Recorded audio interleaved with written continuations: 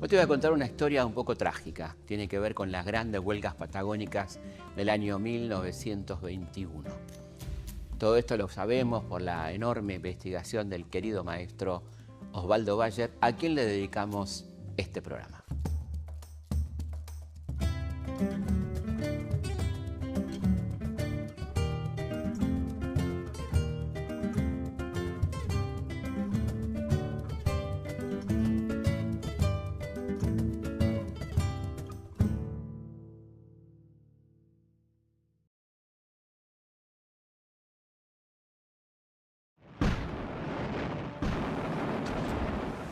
Durante los años de la llamada Primera Guerra Mundial, es decir, entre 1914 y 1918, los estancieros de la Patagonia se enriquecieron de una manera escandalosa.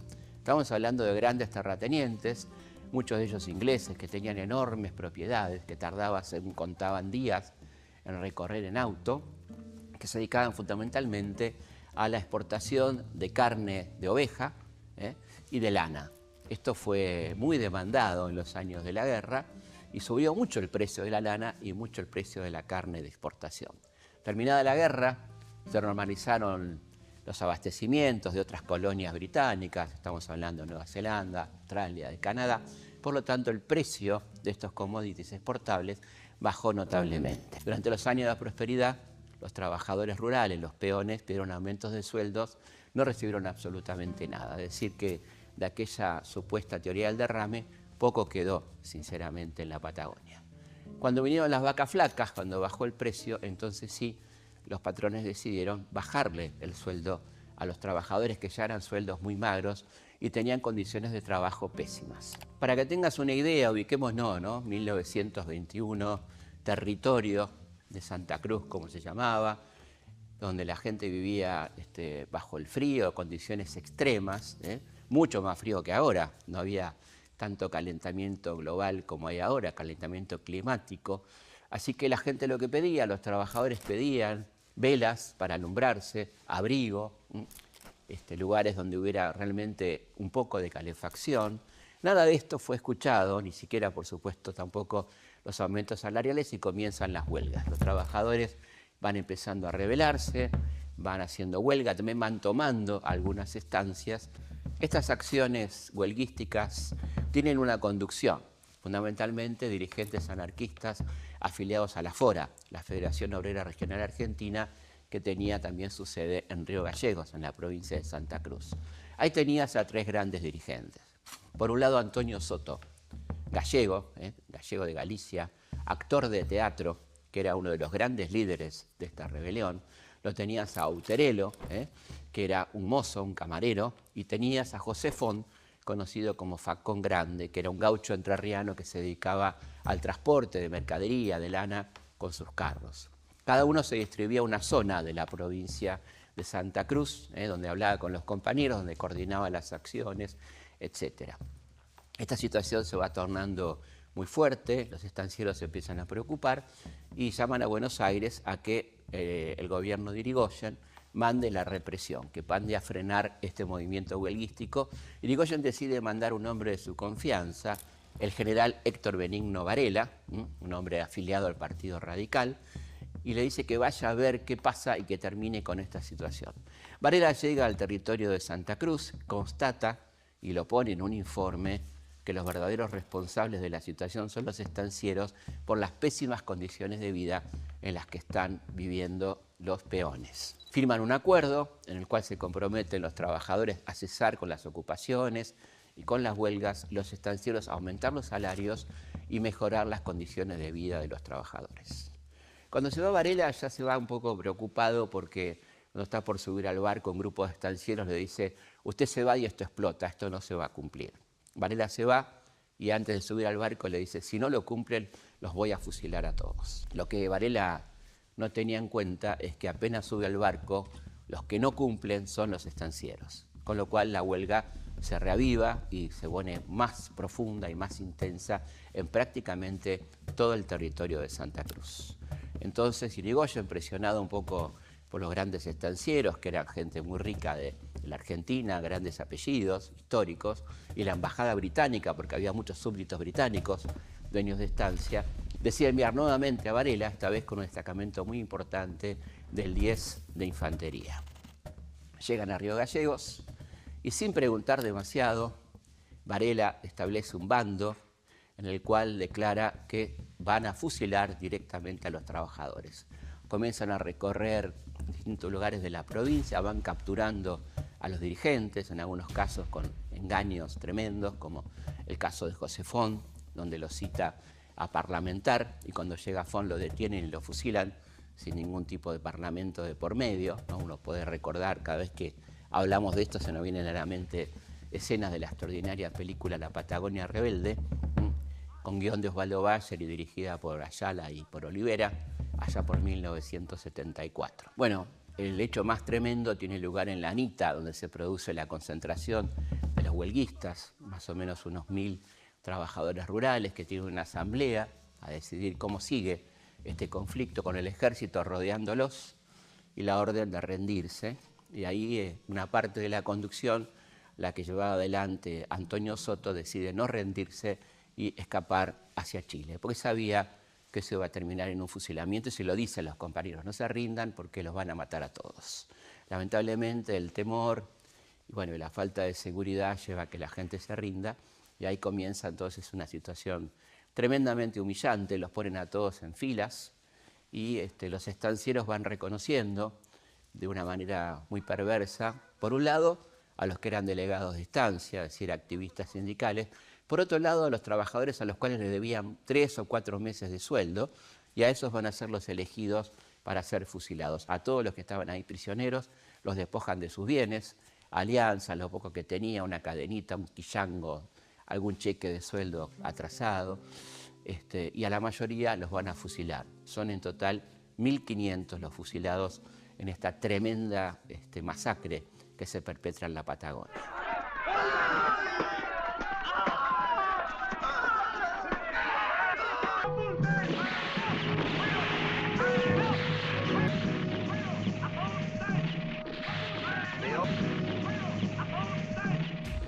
El general Héctor Benigno Varela le da el día libre a la tropa, llegando a Puerto San Julián, y algunos de estos oficiales y soldados deciden ir a un prostíbulo, el prostíbulo de La Gallega.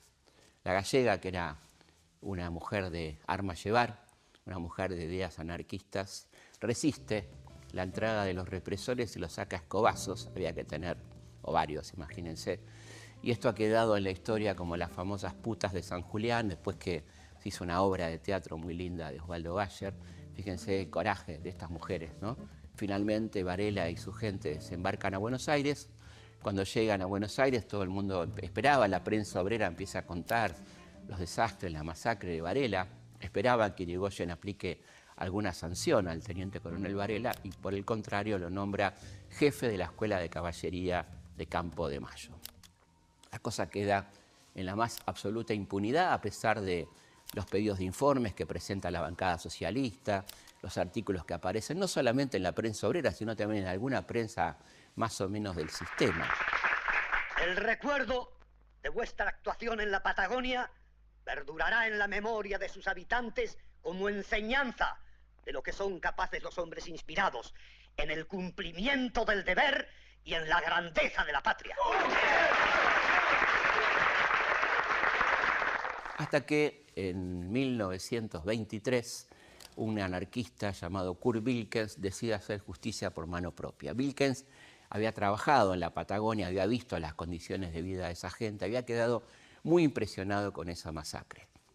Wilkens era un alemán muy particular, un tipo muy sensible, un tipo que leía mucho las teorías anarquistas de la época, y decide, junto a un grupo de anarquistas, llevar adelante un atentado contra el teniente coronel Varela. El 27 de enero de 1923, por la mañana, Kurt Wilkens toma el tranvía, llega a Palermo y espera en la calle Firroyan 2400 a que salga de su casa el teniente coronel Héctor Benigno Varela. Cuando está frente a él, le dispara 4 tiros, porque Varela hacía así con la mano, ni se gastaba en decir fusílenlo, sino esto significaba que a esa persona había que pegarle 4 tiros. Le pega 4 tiros y en el momento que está disparándole una bomba para asegurarse que Varela no va a sobrevivir, se cruza una niña que venía por la vereda y antes que explote la bomba, Wilkens se interpone para no lastimar a la niña y queda herido y no puede escapar. Es capturado, muy maltratado, llevado caminando con la pierna prácticamente destrozada hasta la comisaría y ahí va a ser detenido y llevado a prisión.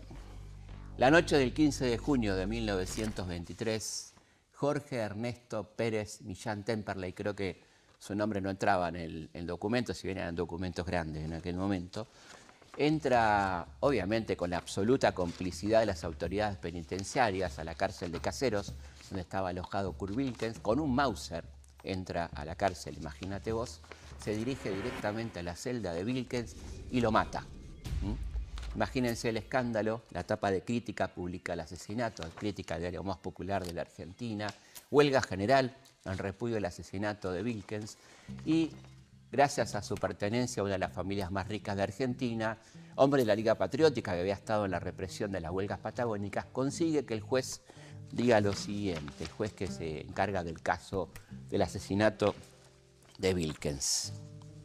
Hay que tener en cuenta, dice, su vida anterior, sus aventuras, su idealismo, sus inclinaciones artísticas, la neurastenia que padece, su intervención en las luchas que sostuvo en el sur con los huelguistas revolucionarios, y todo esto entonces indica que en vez de ir a la cárcel, vaya a parar al hospicio de las Mercedes. No solamente que lo mandan al hospicio de las Mercedes, evita ir a la cárcel, te imaginas cómo le hubiera pasado a Pérez Millán Temperley en la cárcel, lo mandan al hospicio de las Mercedes, lo mandan a un pabellón especial de lujo con un loquito manso que lo atendía como si fuera un mucamo, llamado Lucic, un yugoslavo. Los anarquistas empiezan a planear entonces la venganza de Kurt Wilkens. Vladimirovich, que era un ruso expropiador, un hombre que se había dedicado a asaltar casas de cambio para usar ese dinero para la causa, como decían ellos, inaugurando lo que se conoce como el anarquismo expropiador en Argentina, empieza en la cárcel de Ushuaia, donde estaba condenado a perpetua, a hacerse pasar por loco, a tener conductas extrañas, que hacen que finalmente las autoridades carcelarias lo manden al hospicio de las Mercedes. Obviamente, lo que quería hacer Vladimirovich era vengar a Kurt Wilkens, pero por supuesto estaba en un pabellón común, muy lejos de donde estaba Pérez Millán, que estaba muy custodiado, muy guardado, y empieza a pensar cómo puede hacer para concretar esta venganza. Se entera que el mucamo es Lucic, el loquito Lucic, aprende yugoslavo, aprende costumbre de Yugoslavia, se hace amigo de Lucic y le dice qué es lo que tiene que hacer. Que un día cuando le lleve el desayuno, le diga esto te lo manda al camarada Wilkens y le desarroje todos los tiros que cargaba un revólver. El 9 de noviembre de 1925, Pérez Millán estaba en la cama leyendo una carta de su jefe, Ramón Carles, el jefe de la Liga Patriótica, mientras esperaba que Lucic le traiga el desayuno.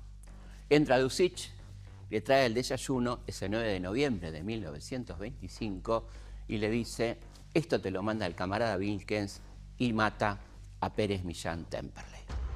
Todos los caminos conducen a Vladimirovich, que finalmente es torturado salvajemente hasta que muere en la tortura, y así termina esta espiral de idas y vueltas, venganzas, etcétera, de estos hechos tremendos de la Patagonia trágica, que también cuenta, y les recomiendo, por supuesto, los 4 tomos de Osvaldo Bayer, Los Vengadores de la Patagonia trágica, y vean la película de la que hemos estado viendo durante todo este programa. Bueno, estamos llegando al final de este programa. Si te gustó, suscríbete, activa la campanita para enterarte de las novedades. También puedes entrar a la tienda Nube, donde vas a encontrar libros y cursos con descuento. Y nos vemos la próxima.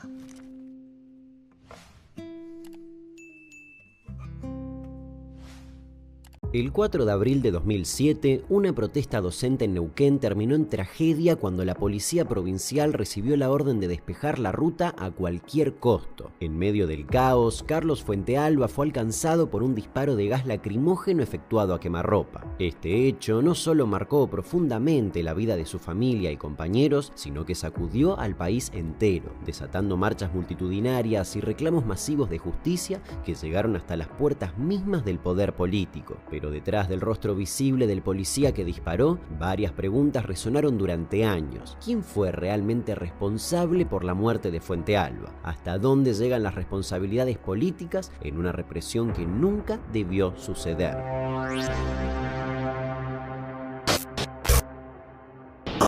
Carlos Fuentealba nació el 14 de septiembre de 1966 en Junín de los Andes, Neuquén. Era docente y trabajaba como profesor de química en un barrio popular de la ciudad. En marzo de 2007, el sindicato docente ATEN inició una fuerte serie de protestas en toda la provincia. El reclamo principal era la mejora salarial y la defensa de mejores condiciones laborales para los trabajadores de la educación, que en ese momento sufrían salarios bajos y falta de recursos en las escuelas públicas. Y acá vale un pequeño contexto. En aquel tiempo, a nivel nacional, las clases no comenzaban o bien iniciaban con conflictos en la mayoría de las provincias. Las huelgas se profundizaron en 3 de ellas: Salta, Santa Cruz y Neuquén, sobre todo por la dureza de los gobiernos. En Salta, el paro se volvió indeterminado. Se hizo una huelga de hambre y los docentes se organizaron en asambleas de autoconvocados como forma de continuar la lucha, ya que el sindicato les había dado la espalda. En Santa Cruz se realizaron marchas masivas, se cortaron rutas y se bloquearon yacimientos petroleros. Así fue como la lucha cosechó el apoyo de los estatales de la provincia y del conjunto de la población. Y si bien el gobierno intentó quebrar esta enorme huelga con el amedrentamiento y la represión de la Gendarmería Nacional, el paro duró 41 días y logró un primer triunfo al obligar la elevación del salario básico de 161 a 500 pesos y provocó la renuncia del gobernador Carlos Sancho en septiembre de ese año.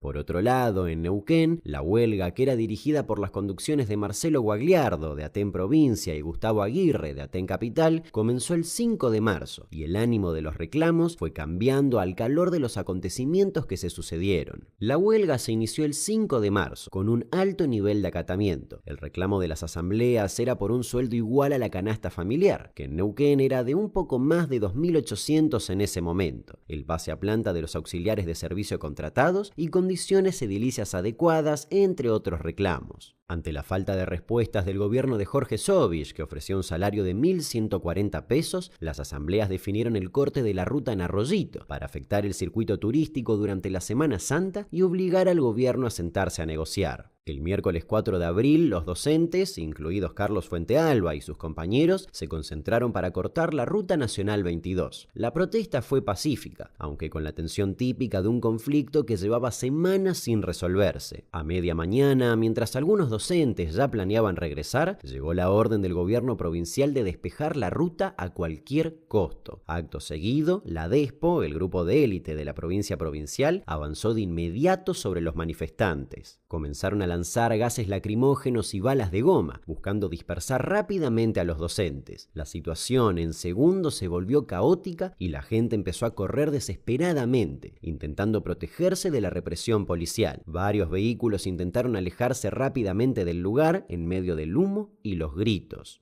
Esa represión tuvo 3 momentos, de avanzada y repliegue de las fuerzas de seguridad. En uno de ellos, los docentes se refugiaron en una estación de servicio YPF que había en la zona, pero los gases también llegaron hasta ahí, por lo que tuvieron que correr a campo traviesa. Luego de una tregua entre los jefes policiales y la conducción sindical, la manifestación se retiró por la ruta en dirección a Neuquén. Algunos iban caminando y otros en vehículos. Entre ellos estaba el Fiat 147 donde iba Carlos Fuentealba. Este auto rozó con uno de los espejos a un agente, por lo que el subcomisario Aquiles González pidió que lo detuvieran. Y fue entonces que un integrante del grupo especial Zapala tomó su pistola lanzagases y le disparó a la luneta, a menos de 7 metros de distancia. El tirador era el cabo primero José Darío Poblete. La granada de gas lacrimógeno atravesó el vidrio trasero del auto y golpeó directamente en la cabeza a Fuentealba, causándole un traumatismo craneoencefálico grave. El impacto fue brutal. Sus compañeros reaccionaron desesperados, tratando de ayudarlo, mientras Poblete y otros policías observaban la escena sin intervenir. Fuentealba fue trasladado de urgencia al Hospital Provincial Castro Rendón, pero las heridas ya eran irreversibles.